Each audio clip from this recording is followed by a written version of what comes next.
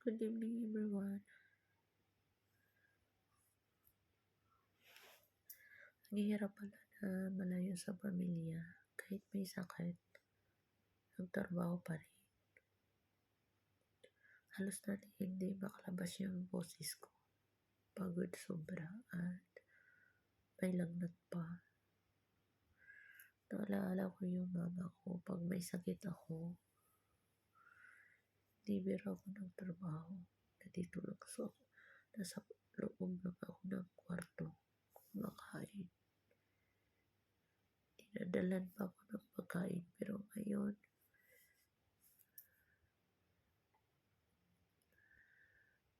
kasi malayo ako sa pamilya ko.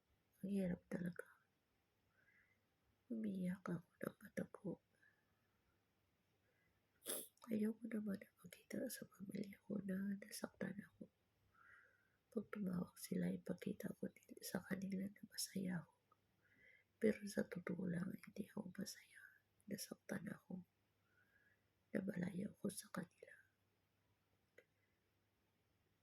Maghirap talaga na malayo sa pamilya. Pag may sakit ako, mag-isa. Wala akong karamay sa buhay.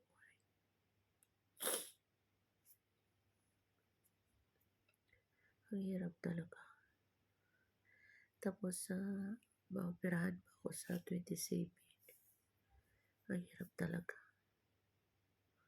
Sana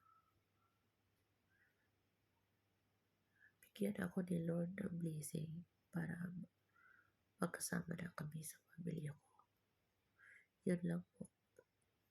Sa lahat ng mga OFW, relate ninyo yung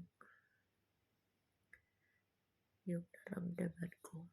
Salamat po sa inyong lahat.